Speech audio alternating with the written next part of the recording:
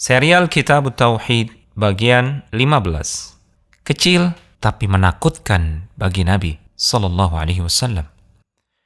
Rasulullah sallallahu alaihi wasallam pernah bersabda, "Akhwafu ma akhafu alaikum asy-syirkul asghar." Fasu'ila anhu faqal ar-riya. Perkara yang paling aku takutkan menimpa kalian adalah syirik kecil. Lantas Nabi ditanya tentang apa itu syirik kecil. Beliau pun menjawab, riya. Hadis ini sahih diriwayatkan oleh Imam Ahmad dalam musnadnya dan Imam At-Tabrani dalam Al-Mu'jam Al-Kabir, disahihkan oleh Al-Albani dalam As-Silsilah As-Sahihah. Riya adalah upaya memperlihatkan amal saleh dengan maksud mendulang pujian. Rasulullah SAW mengkategorikan riya sebagai syirik kecil. Syirik kecil atau asyirkul asghar adalah segala jenis amalan yang disebut syirik dalam Al-Quran maupun Al-Hadith, namun tidak sampai ke level syirik besar atau asyirkul akbar. Adapun perbedaan antara keduanya adalah, pertama, syirik besar adalah menyamakan antara Allah dengan selain Allah pada perkara-perkara yang menjadi kekhususan bagi Allah saja, seperti peribadatan, kemampuan memberi rizki, kemampuan memberi kesembuhan, kemampuan mengatur segala yang terjadi di alam, dan lain-lain.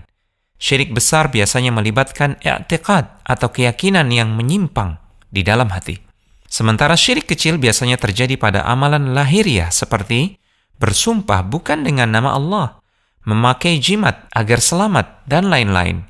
Jika hati sampai meyakini bahwa jimat tersebut mampu memberikan perlindungan atau keselamatan dengan sendirinya, maka ini termasuk syirik besar.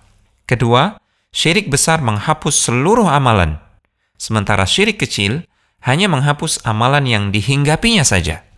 Ketiga, syirik besar membatalkan tauhid dan mengeluarkan seseorang dari Islam, sementara syirik kecil tidak sampai demikian. Sekalipun tidak sampai membatalkan syahadat atau mengeluarkan seseorang dari keislaman, sebagaimana halnya syirik besar, syirik kecil bukanlah perkara kecil. Dampaknya besar, bahayanya dahsyat.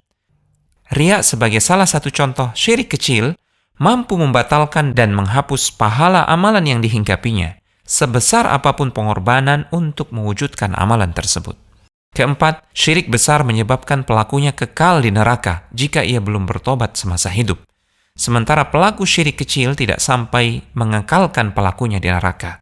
Dari hadis yang mulia ini tergambar betapa sayangnya Nabi pada kita umatnya. Tak ada satupun kebaikan atau jalan-jalan menuju kebaikan yang luput dari penjelasan beliau untuk umatnya. Sebagaimana tak ada satupun keburukan, melainkan beliau pasti telah mewanti-wanti kita dari keburukan tersebut.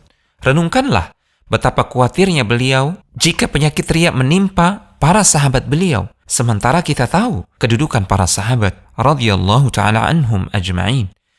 Mereka adalah wali-wali Allah yang terkasih, manusia-manusia paling saleh, berhati putih yang pernah hidup di muka bumi. Lantas, bagaimana dengan kita?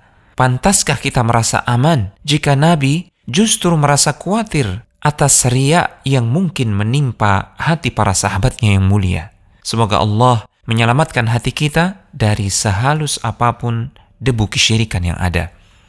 Telegram channel Kristal Iman.